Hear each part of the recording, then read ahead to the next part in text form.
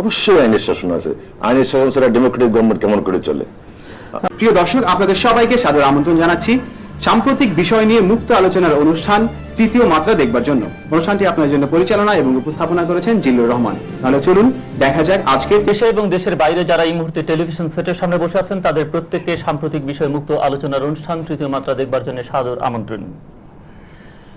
আমাদের দীর্ঘদিনের আকাঙ্ক্ষা বাংলাদেশের জনগণের একটি স্বাধীন গণতান্ত্রিক রাষ্ট্র, আর দেশকে স্বাধীন গণতান্ত্রিক রাষ্ট্র হিসেবে মর্যাদা দেবার জন্য, চিহ্নিত করবার জন্য, পরিচিত হবার জন্য দরকার আইনের শাসন এবং বিচার বিভাগকে শক্তিশালীকরণ, বিচার বিভাগের স্বাধীনতা, বিচার বিভাগকে তার মর্যাদায় প্রতিষ্ঠিত করা।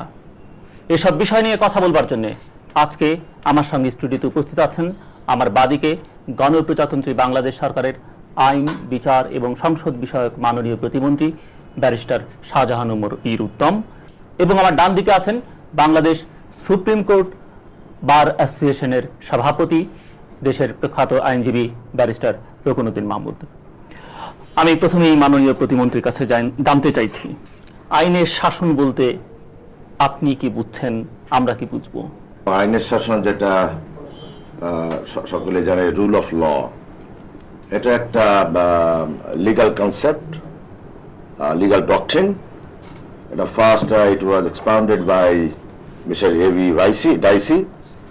উনি রুল অফ ল ইংল্যান্ডে প্রথম প্রবর্তন করেন আমার সম্ভবত 1885 সালে। তো রুল অফ ল বলতে আমরা তিনটা জিনিস বুঝি। এক নম্বর হলো law is supreme, predominance of law, এবং সেই ল ইন্ডিভিজুয়ালের বেলায় হোক, রাষ্ট্রের বেলায় হোক, কোন সংস্থার বেলায় হোক, বড় কেউ হোক, সকলকেই মানতে হবে, supremacy of law. Number two হলো equality of law, law is equal to everybody, it is applicable equally to everybody, এবং সকলের জন্য আইন সমান। আর তৃতীয় পয়েন্ট যেটা উনি বলেছেন, যেটা ইংল্যান্ডের বেলায় প্রযোজ্য, আমাদের বেলায় প্রযোজ্য আংশিক, সেটা কনস্টিটিউশনাল ল। যেরকম ইংল্যান্ডে তো আপনারা জানেন কোনো রিটেন সংবিধান নেই, কনভেনশনের উপরে চলে। আমাদের এবং অনেক দেশেই আছে যে সংবিধান আমাদের কোডিফাইড বা লিখিত, সেখানে কনস্টিটিউশনকে আমাদের মেনে চলতে হয়।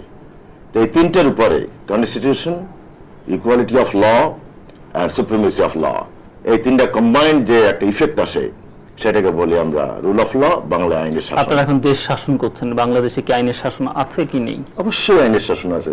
আইনের শাসন ছাড়া ডেমোক্রেটিক গভর্নমেন্ট কেমন করে চলে?